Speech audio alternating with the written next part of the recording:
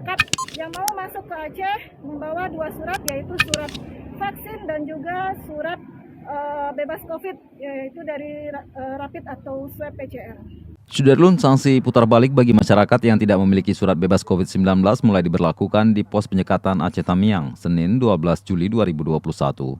Hari pertama sanksi ini diawasi langsung Kapolres Aceh Tamiang AKBP Ari Lasta Irawan bersama perwakilan dari Pemkab Aceh Tamiang dan Kodim 0117 Atim. Sejumlah kendaraan mencoba masuk ke Aceh dihentikan petugas gabungan untuk dimintai kelengkapan surat bebas COVID berupa sertifikat vaksin dan rapid test PCR. Juru bicara Satgas COVID-19 Aceh Tamiang, Agus Liana Devita menegaskan bila masyarakat yang melakukan perjalanan tidak memiliki salah satu surat itu, maka diberikan sanksi putar balik. Sebelum diberlakukan sanksi, kebijakan ini terlebih dahulu dilakukan uji coba dan sosialisasi kepada masyarakat umum.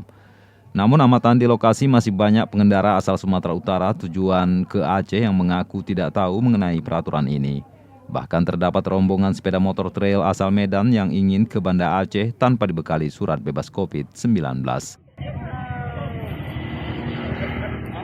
Lanjuti instruksi Gubernur Aceh nomor 12 tahun 2021, Satgas COVID Aceh Tamiang, pemerintah Kabupaten Aceh Tamiang bekerjasama dengan TNI Polri membuka posko di pos perbatasan dan istimewanya yaitu kita membuka gerai vaksin. Jadi bagi masyarakat yang belum melaksanakan vaksin dapat melaksanakan vaksinasinya di gerai vaksin yang dibuka di pos perbatasan. Jadi bagi masyarakat yang mau masuk ke Aceh membawa 2 surat, yaitu surat vaksin dan juga surat bebas COVID, yaitu dari rapid atau swab PCR.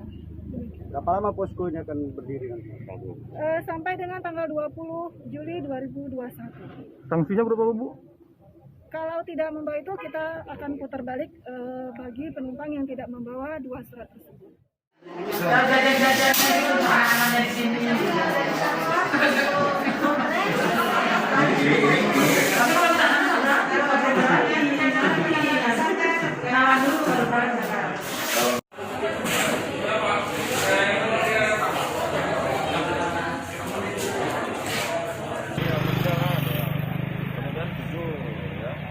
Jadi gini Bang, ini peringatan terakhir. Jika besok kalau dari Sumatera Utara tidak sudah maaf, saya putar balikan. Oke?